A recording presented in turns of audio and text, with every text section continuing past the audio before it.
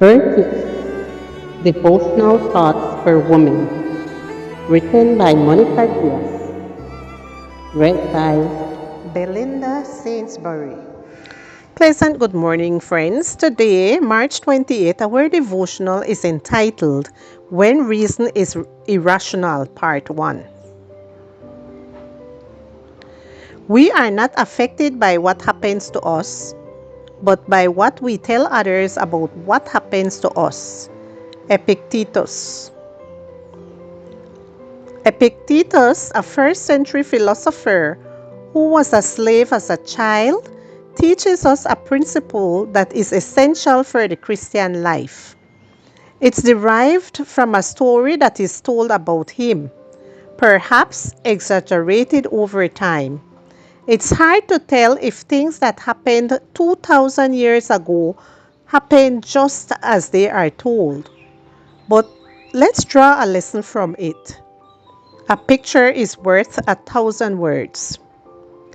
Carrying expensive perfumes, Epictetus, alongside his master Epaphroditus, was headed to a millionaire widow's house to make a sale.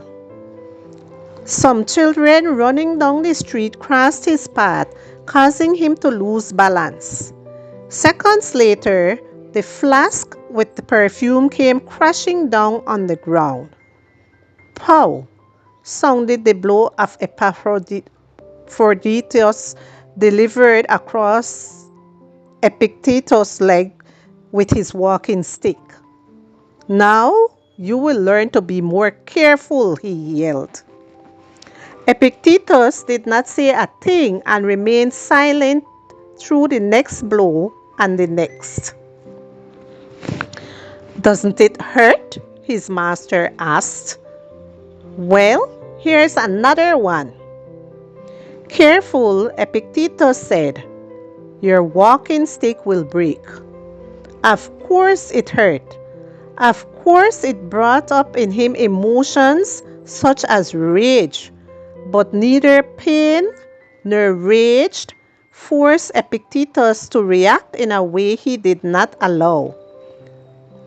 He that knew external events caused eternal emotions, but that between one and the other, before moving to action, there is a filter thoughts.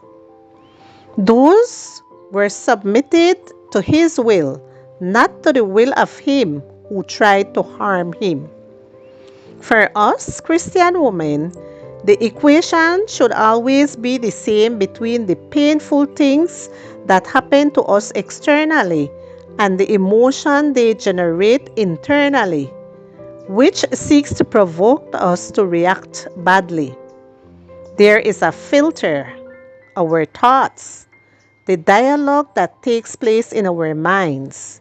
We need to understand this clearly in order to grow in Christ. We are humans, and as such, we have human thoughts. But before taking action, let's submit them to Christ so that what we do and say can be obedience to His principles. Your life is not conditioned by uncomfortable, difficult, and unpredictable emotions, but rather by the thoughts you have because of them. Allow the Lord to teach you to manage them in such a way that you will become a light to others because of the way you always maintain inner peace. Submit every thought to Him so you won't move away from a rational obedience to His words. An obedience that is, of course, based on faith. We take every thought captive and make it obey Christ. 2 Corinthians chapter 10 and verse 5.